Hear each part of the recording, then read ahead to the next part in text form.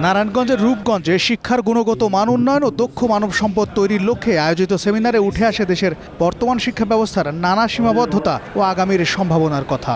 অনুষ্ঠানে প্রধান অতিথির বক্তব্যে প্রাথমিক ও গণশিক্ষা প্রতিমন্ত্রী ববি হাজ্জাজ বর্তমান শিক্ষানীতি নিয়ে কড়া সমালোচনা করেন। 2010 সালে জাতীয় শিক্ষানীতি একটা প্রণয়ন করা হয়, ন্যাশনাল এডুকেশন পলিসি। বেশ ভালো, ওটা অনেক সুন্দর। ওখানে কিছু রাজনৈতিক কথাবার্তা আছে, বাট তাছাড়া এডুকেশন পলিসি অনেক সুন্দর। কিন্তু 2010 থেকে 2024 আমাদের শিক্ষা কি উন্নতি হয়েছে না অবনতি হয়েছে, এটা কিন্তু বড়ভাবে প্রশ্নবিদ্ধ। প্রতিমন্ত্রী আরও জানান, বর্তমান সরকার অবকাঠামো উন্নয়নের পাশাপাশি শিক্ষার প্রকৃত মান বাড়াতে 3টি বিষয়ের উপর জোর দিচ্ছে।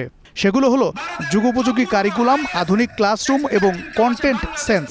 দেশের 65,000 প্রাথমিক বিদ্যালয় থেকে শিক্ষার ভিত্তি মজবুত করার প্রত্যয় ব্যক্ত করেন তিনি। আমরা এডুকেশন সিস্টেম তৈরি করেছি, কিন্তু কোনো ভিশন তৈরি করি নাই। এই এডুকেশন সিস্টেম আমাদেরকে কোথায় নিয়ে যাবে? তো জনাব তারেক রহমান আমাদেরকে ভিশন দিয়েছে, স্কিলস ক্যারিয়ার। ক্যারিয়ার পাথ যদি না দিতে পারো, তাইলে তোমার এডুকেশন সিস্টেম ব্যর্থ। সেমিনারে বিশেষ অতিথির বক্তব্যে স্থানীয় সংসদ সদস্য মুস্তাফিজুর রহমান ভূঁইয়া দীপু ডিজিটাল শিক্ষা ব্যবস্থার সম্প্রসারণ ও জবাবদিহিতা নিশ্চিত করার তাগিদ দেন। বাংলাদেশের শিক্ষার মান পৃথিবীর অন্যান্য দেশের শিক্ষার মানের চেয়ে অনেক দূর নেমে গেছে। নামার বিভিন্ন কারণ আছে, এটা আমি কোনো টিচারদের, কোনো স্যারদের কোনো দোষ দেই না।